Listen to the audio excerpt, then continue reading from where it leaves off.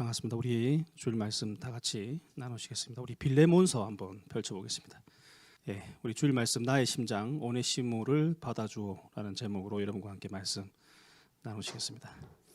오늘 먼저 이 빌레몬서 1장 8절에서 21절까지 읽기 전에 제가 먼저 이 빌레몬서에 대한 내용을 여러분과 함께 간략적으로 나눈 다음에 말씀 한 구절 한 구절 읽으면서 여러분과 함께 더 나눠보겠습니다. 우리가 잘 알고 있는 사도 바울이 쓴 4가지 옥중 서신이 있습니다. 그러니까 감옥에서 쓴 편지가 있죠. 그게 에베소서, 빌레몬서, 골로새서, 그리고 빌립보서입니다. 근데 대상은 다 교회를 향해 썼는데 이 4가지 옥중 서신 중에 유일하게 빌레몬서만 빌레몬이라고 하는 개인에게 보낸 편지입니다. 이 빌레몬이 누구냐면 당시 골로새 교회의 지도자였는데 말 그대로 그 웰시 크리스찬이라고 성경에 주석이 되어 있습니다. 그러니까 아주 부자였던 하나의 교회 장로였습니다. 당시 초대 교회는 한 부자의 집에서 교회를 시작했습니다. 여러분 잘 알다시피 예루살렘 교회도 성령이 오시고 나서 마가의 다락방 120여 명이 앉을 수 있는 공간이 큰 집을 소유하고 있는 마가의 집에서 교회가 시작됐고, 그 다음에 그 빌립보 교회도 자주장사 루디의 집에서 교회가 최초의 유럽 교회가 그렇게 시작을 됐습니다. 골로새 교회도 마찬가지입니다. 골로새 교회도 이 빌레몬이라고 하는 이 한 사람의 헌신과 그 부유함 위에 일단 교회가 시작된 건 맞습니다. 근데 이 빌레몬이라고 하는 이 사람에게 이 사도 바울이 편지를 보내면서 어떤 내용을 담아서 이렇게 보내고 있냐면, 오네시모라고 하는 한 사람에 대한 내용만 한 장 가득 보냈습니다. 이 빌레몬서에는 교리도 안 들어가 있고 하나님의 말씀도 없습니다. 오직 하나 사도 바울이 개인 빌레몬에게 부탁하는 오네시모에 대한 부탁만 담겨져 있는 글이란 말이에요. 그런데 이 한 장밖에 안 되는 이 성경이 얼마나 우리 기독교 역사에 큰 파급을 일으켰냐면, 마르틴 루터가 이 빌레몬서를 보고 이렇게 얘기했습니다. 하나님의 사랑을 가장 서정적으로 함축해서 쓴 글이 빌레몬서다. 그리고 여러분 잘 알다시피 그 미국의 16대 대통령 아브라함 링컨이 이 빌레몬서를 읽다가 내가 노예 해방을 해야겠다라는 그 음성이 자기 마음에 들렸다는 거예요. 그러니까 우리 인류 역사에 이 빌레몬서가 미치는 영향은 기독교뿐만 아니라 엄청 크단 말입니다. 그럼 이제 실질적으로 이제 내용이 들어가서 이 빌레몬서가 어떤 내용이냐면, 당시에 이 로마 제국 아래에 있던 초기 기독교 사회에서는 자유민이 1이면 노예가 3명이었습니다. 이 내용은 이제 시오노 나나미가 쓴 로마인 이야기에 보면 잘 나와 있죠. 당시에 로마가 전쟁을 일으켜서 수많은 전쟁을 이기면서 데리고 온 수많은 노예들이 있었단 말이에요. 그러니까 사회에 노예가 넘쳤단 말입니다. 그러니까 노예가 넘치면 공급이 많아질수록 여러분 어떤 결과가 나옵니까? 그 가치가 높아지겠습니까? 떨어지겠습니까? 완전히 떨어지는 거죠. 그러니까 개돼지 취급을 받았던 게 노예였습니다. 그런데 이 오네시모라는 이 종이 누구 밑에 있었냐면 골로새 교회에 있는 빌레몬이라고 하는 이 장로 지도자 집의 한 노예에 불과했단 말이에요. 그런데 이 오네시모가 어느 날 그 집을 도망 나옵니다. 그리고 이제 후설에 따르면 그 집에 많은 돈을 어느 정도 횡령해서 도망을 가버렸습니다. 그러니까 골로새에서 어디로 도망가냐면 로마로 도망을 갔습니다. 근데 여러분 골로새에서 로마까지 거리가 얼마만큼 되냐면 1800에서 2100km입니다. 그러니까 인간이 다리로 걸어서 갈 수 있는 제일 멀리 간 곳이 어디냐면 로마였단 말이에요. 그러니까 자기는 이제 다시는 이곳에 돌아올 생각하지 않고 그 완전 범죄를 위해서 거기까지 도망을 갔습니다. 그런데 어떤 일이 있었느냐? 로마에 가서 이 사람이 그 재산을 다 탕진하고 삶이 완전히 나락에 빠집니다. 그러다가 우연히 사도 바울을 만나게 됩니다.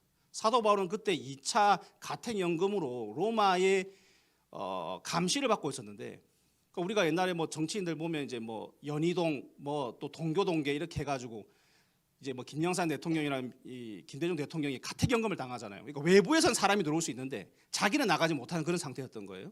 그러니까 사도 바울이 그 집에 있으면서 오는 손님들한테 복음을 전하고 만남을 가지고 교제를 해줬습니다.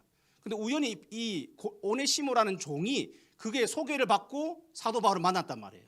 교제를 했습니다. 복음을 나눴습니다. 오네시모가 구원을 받았습니다. 오네시모가 구원을 받고 나서 너무 기쁘고 감사해서 사도 바울 옆에 머뭅니다. 그리고 그 집에서 종처럼 사도 바울을 섬기기 시작합니다. 사도 바울은 나이가 60이 넘었습니다. 당시에. 그리고 몸도 지치고 힘들고 고동도 불편했기 때문에 이 오네시모가 자기 입 안에 있는 혀처럼 막 움직여준 거예요. 움직여주고 그를 도와주고 많이 옆에서 서포트를 했습니다.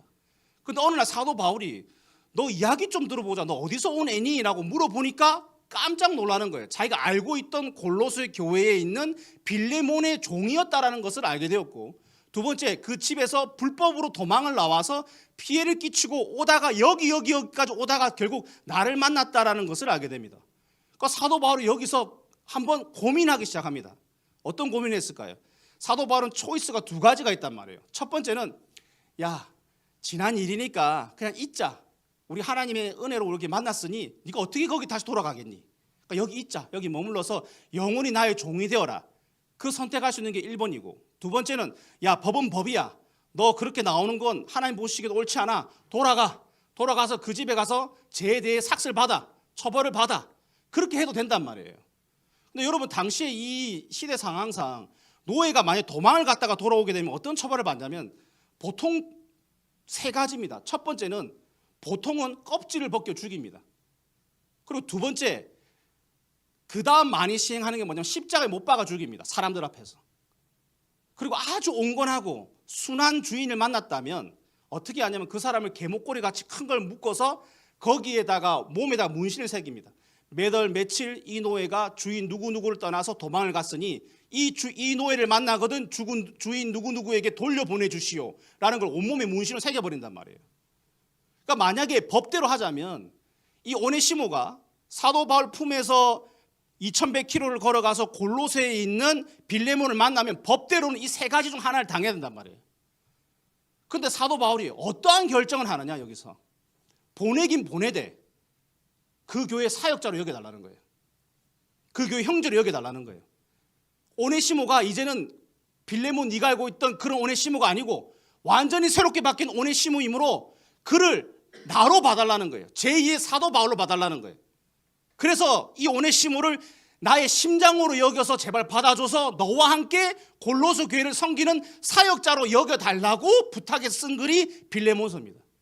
자, 읽어보겠습니다. 8절. 그러므로 그리스도 안에서 나는 그대가 마땅히 해야 할 일을 아주 담대하게 명령할 수도 있지만, 그러니까 너와 난 사이에 내가 명령으로도 얘기할 수 있지만 9절에 우리 사이의 사랑 때문에 오히려 그대에게 간청을 하려고 합니다. 내가 정말 부탁합니다. 빌레몬에게 내가 정말 부탁합니다. 나 바울은 이렇게 나이가 많이 먹은 사람이요 이제는 그리스도를 전하는 일로 또한 같이 몸입니다. 내가 가택연금 당했고 난 나이도 많지만 내가 10절에 내가 갇혀 있는 동안에 얻은 아들 오네시모를 두고 그대에게 간청합니다. 아들 아니잖아요. 죄짓고 도망 나온 범죄자였단 말입니다. 근데 여기서 뭐라고 지칭하냐면 내 아들이라는 거예요. 내가 그리스도와 함께 연합해서 낳은 아들 오네시모를 그대에게 정말 부탁합니다. 11절. 그가 전에는 쓸모없는 사람이었으나 이제는 그대와 나에게 쓸모있는 사람이 되었습니다. 여러분, 오네시모라는 이름의 자체가 뭐냐면 유익하다는 뜻입니다. 원래는 무익했단 말이에요. 하나도 도움도 안 되고 그 집안을 파탄내고 그 사회를 어둡게 하고 그리고 그 집에 큰 손해를 끼쳤던 잉여인간 같은 사람이고 사회에서는 없어져야 될 대상이 바로 오네시모였는데 그리스도 안에서 새롭게 바뀌어서 이제는 쓸모있는 사람, 당신과 나와 우리가 복음을 위해서 교회를 위해서 쓸모있는 유익한 사람이 되었습니다. 그래서 12절에 나는 그를 그대에게 돌려보냅니다. 빌레몬을 보낸다는 거예요. 근데 이제는 쓸모있는 오네시모로 새로운 오네시모로 받아들여 달라는 거예요. 그는 바로 내 마음입니다 되어 있습니다. 근데 여기서 말한 내 마음이 원어에는 뭐라고 되어 있냐면 내 심장입니다 그랬습니다. 그는 곧 납니다 이 말이에요. 그가 죽으면 나도 죽습니다 이 말인 거예요. 그는 곧 사도 바울입니다. 그러니까 죄지은 도망간 노예 오네시모로 보지 말고 제2의 사도 바울로 받고 여겨달라고 부탁하고 있단 말이에요. 13절. 나는 그를 내 곁에 두고 내가 복음을 위하여 갇혀있는 동안에 그대를 대신해서 나에게 시중들게 하고 싶었으나, 그러니까 내 욕심으로는 그냥 멀리 보내지 말고 내 옆에 둬서 같이 옆에서 두는 게 나에겐 유익이지만 14절. 원래 그대의 승낙 없이는 아무것도 하고 싶지 않습니다. 나는 그대가 선한 일을 마지 못해서 하지 않고 자진해서 하기를 원하기 때문입니다. 근데 내가 이걸 당신에게 돌려보내서 명령으로도 내가 강압적으로 당신에게 얘기하는 게 아니라 당신이 내 마음을 알고 깨달아서 자진해서 당신도 나와 같은 마음으로 오네시모를 받아들이고 이해해달라고 하는 거예요. 15절. 그가 잠시 동안 그대를 떠난 것은 아마 그대로 하여금 영원히 그를 데리고 있게 하려는 것이었는지도 모릅니다.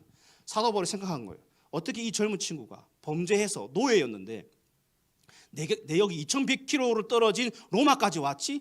이게 하나님의 섭리가 없이는 어떻게 이런 일이 있을 수 있을까? 그럼 하나님의 섭리는 무엇일까? 무엇을 해 하나님 기뻐할까? 생각해 보니까 이 새롭게 되는 이 오네시모를 보내서 그 교회에 노예도 구원받을 수 있다는 걸 알려줘라. 노예도 사역자가 될 수 있다는 걸 알아줘라. 범죄자도 하나님의 도구가 될 수 있다는 걸 보여줘라는 하나님의 음성을 사도 바울이 들었단 말이에요. 그러니까 이 오네시모를 하나님의 눈으로 은혜의 새로운 옷을 입혀서 보내면 그 자체가 이미 복음이기 때문에 이 오네시모를 빌레몬에게 보내면서 이 사람을 사도 바울로 알아달라고 얘기를 하고 있단 말입니다. 그래서 16절에 보면 이제부터는 그는 종으로서가 아니라 종 이상으로 곧 사랑받는 형제로 그대의 곁에 있을 것입니다. 특히 그가 나에게 그러하다면 그대에게는 육신으로나 주님에서나 더욱 그러하지 않겠습니까? 내가 이렇게 사랑받고 내가 이렇게 사랑하고 내가 이렇게 기여기는 형제를 당신도 그렇게 해줄 거죠? 라고 또 부탁을 한단 말이에요. 17절 그러므로 그대가 나의 동주로 생각하면 나를 맞이하듯이 그를 맞아주십시오. 그가 그대에게 잘못한 것이 있거나 비친 것이 있거든 그것을 내 앞으로 달아 놓아주십시오.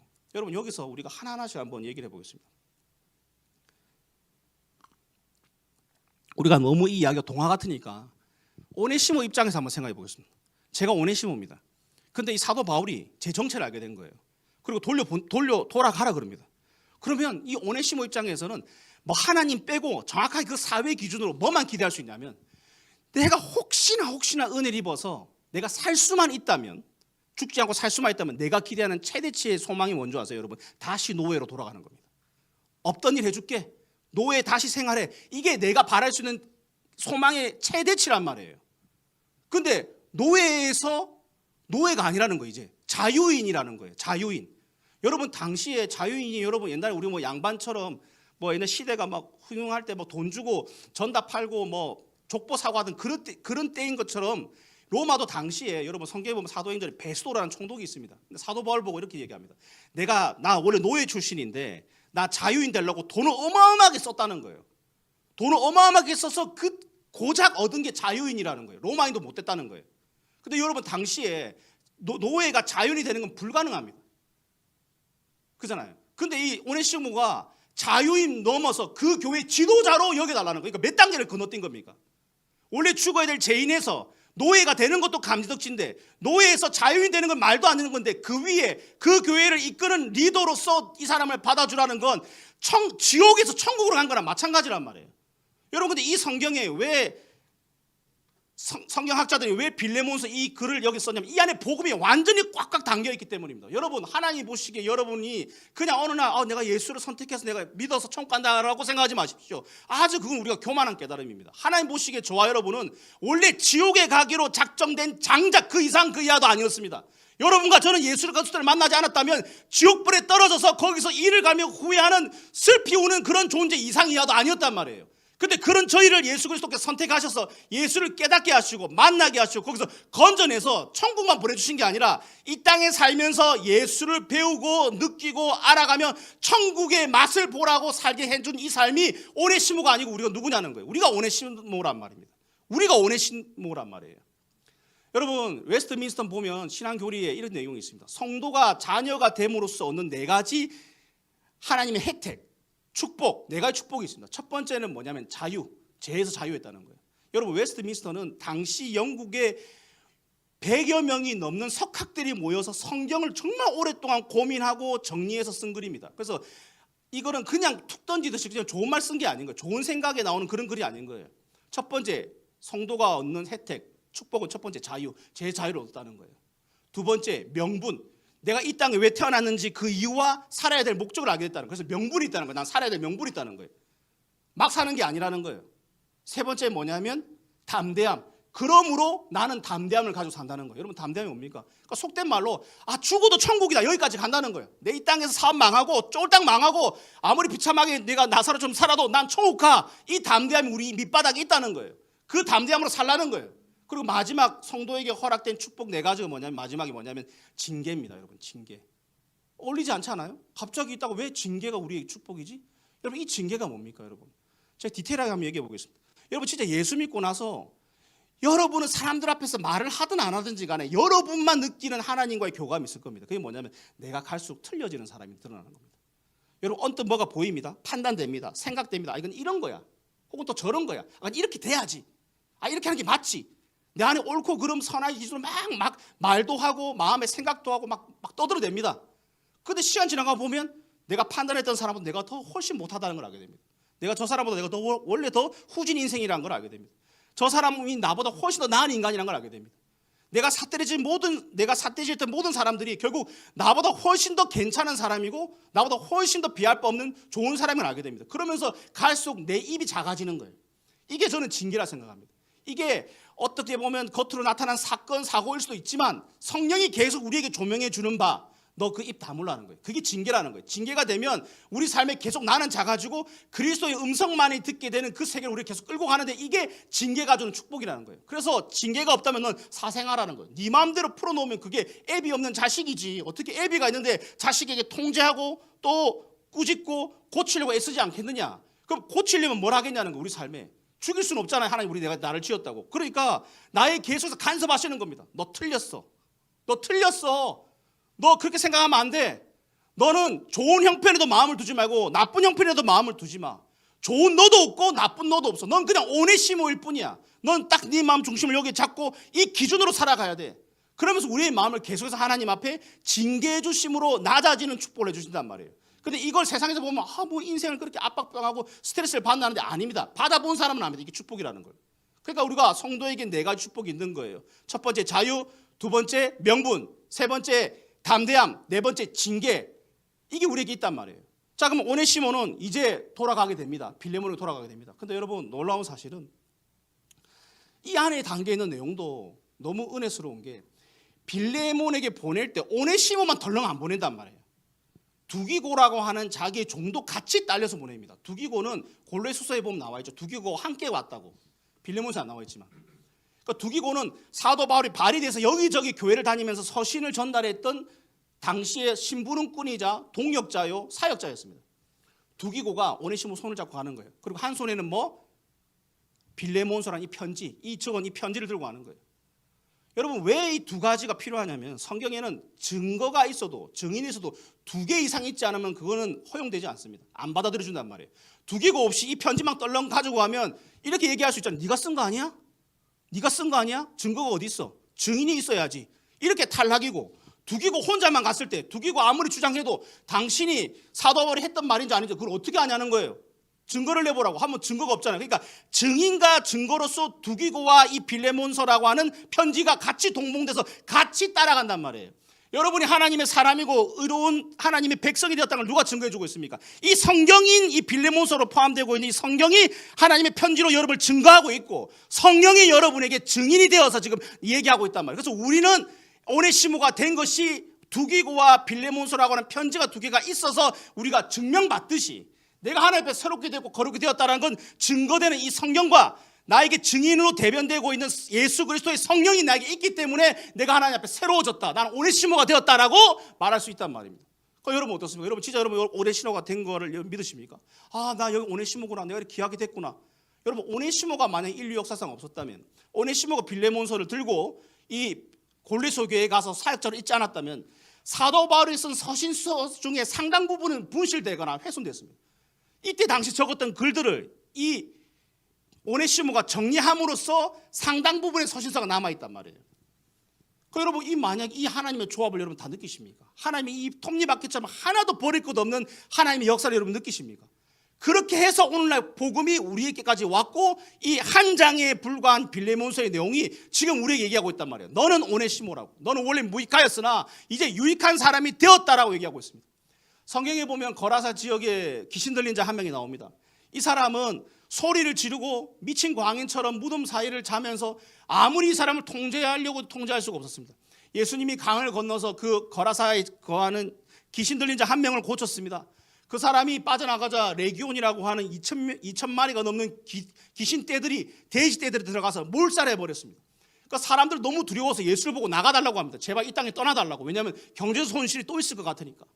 그리고 떠나가는데 이 귀신 들린 자였던 거라사에 귀신 들렸던 자가 예수를 붙잡습니다. 그리고 뭐라고 하냐면 예수님 나 좀 데려가 주세요. 나 좀 데리고 가주세요. 나 여기 있으면 안 될 것 같아요. 나 좀 데리고 가주세요. 당신 제자로 받아들여 주십시오. 얼마나 간곡하게 얘기했겠어요. 예수님이 왜 그 정황을 모르겠습니다. 놔두면 이 사람은 죽는 거예요.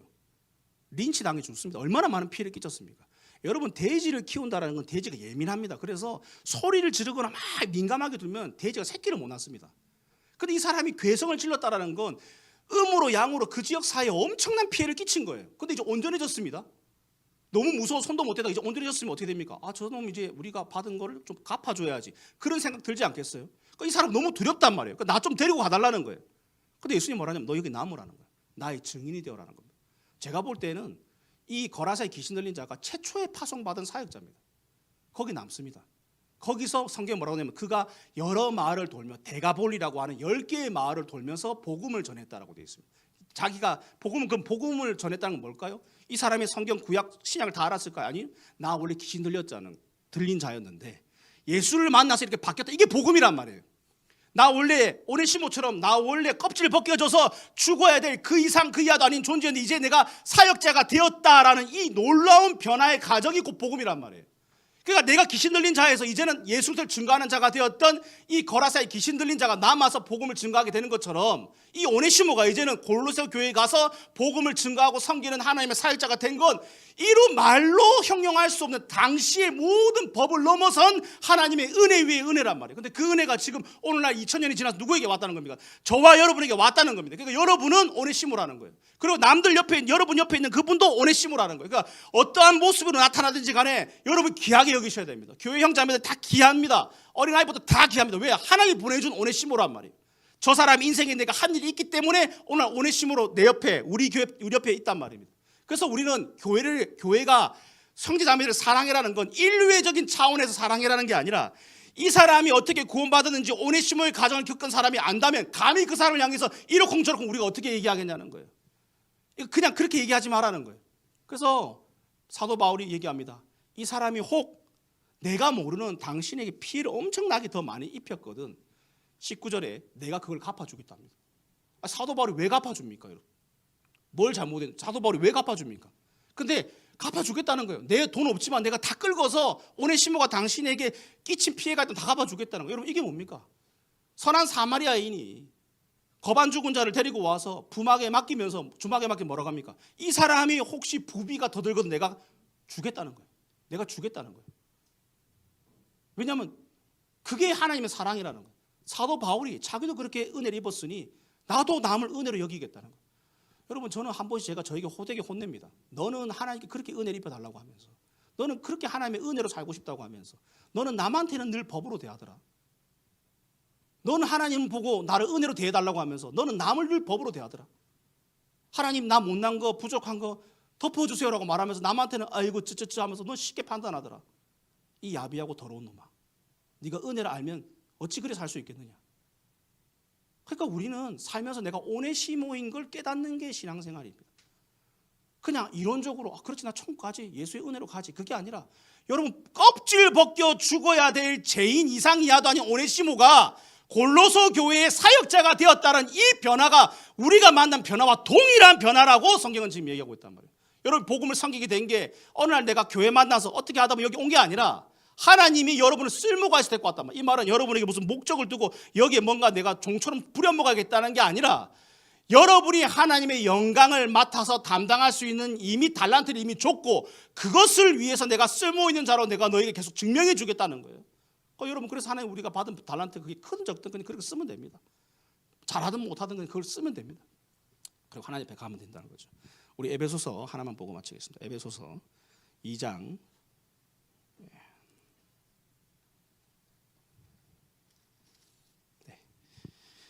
2장 8절 읽고 8절 9절 10절까지 제가 읽고 마무리하겠습니다.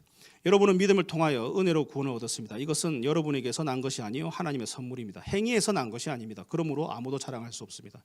우리는 하나님의 작품입니다. 선한 일을 하게 하시려고 하나님께서 그리스도 예수 안에서 우리를 만드셨습니다. 하나님께서 이렇게 미리 준비하신 것은 우리가 선한 일을 하며 살아가게 하시려는 것입니다. 쉬운 성경에 보면 우리는 하나님의 작품입니다를 뭐라고 그러냐면 우리는 하나님의 걸작품입니다라고 되어 있습니다. 헬라어 원어에는 이걸 보면 포이에마, 하나님의 걸작품, 완성품이라고 되어 있단 말이에요. 여러분 대표적인 게 세계 3대 미술의 그 걸작품이 있는데 그 미켈란젤로가 만든 피에타 상이 있습니다. 그 알프스에서 엄청나게 큰 대리석을 공수해서 이탈리아에서 만들기 시작하는데 미켈란젤로가 한 번도 톱질을 하거나 망치질을 하지 않았습니다. 사포로 6,500만, 그 사람 말이 맞는지 모르겠는데 기록에는 600만 번 사포질했다 그랬어요. 3년 6개월 동안. 그러니까 사포질로 계속 밀어가지고 그 큰 대리석을 다 깎은 거예요. 그래가지고 뭐냐면 사람의 눈빛, 혈관, 힘줄, 근육, 디테일한 표정까지 다 사포로 만들었단 말이에요. 이걸 보고 우리가 보통 걸작품이라고 하는데, 이 성모 마리아가 죽은 예수를 안고 있는 이 장면을 위에서 바라볼 때는 이 마리아의 얼굴이 안 보입니다. 하나님의 영광이 안 보이게 하는 거죠. 성모 마리아가 중요하지 않다는 거예요. 위에서 하늘에서 쳐다볼 때는. 그리고 옆에서 바라보면 예수의 얼굴만 보입니다. 이게 다 그 영적 의미를 두고 미켈란젤로가 그 피에타 상을 만들었는데, 우리가 그 정도 수준일 때 걸작품이란 말이에요. 그러니까 하나님이 우리를 향해서 넌 나의 걸작품이라는 거예요. 지금도 사포질하고 있다는 거예요. 빼빠질 엄청 하고 있다는 거예요. 튀어나온 거 깎고 안 나온 거 끄집어내고, 이렇게 해서 내가 너를 걸작품으로 만들어 가고 있고, 너는 포이에마, 하나님의 걸작품이므로 내가 한 번도 이 사포 안 내려놓고 너 깎아줄게. 그리고 넌 네가 오네시모가라는 걸 알다면 하나님 앞에 순종하라는 거예요. 네가 이걸 알거든 순종하라는 거예요. 그래서 우리는 설교를 이렇게 말해야 된단 말이에요. 우리가 하나님이 누구인지, 하나님에게 하신 일을 계속해서 우리가 다양하게 또 입체적으로 성경을 통해서 알면서, 그때 나오는 여러분의 순수한 마음에서 나오는 그 행위야말로 하나님 받으시는 봉사란 말입니다. 그래서 우리는 하나님을 알아가야 되고, 하나님 우리가 믿고 살아가는 동안, 아, 내가 진짜 나를 바라보면 모자란 무익한 오네시모에 불과하지만 하나님이 나를 걸작품으로 만들고 계시구나.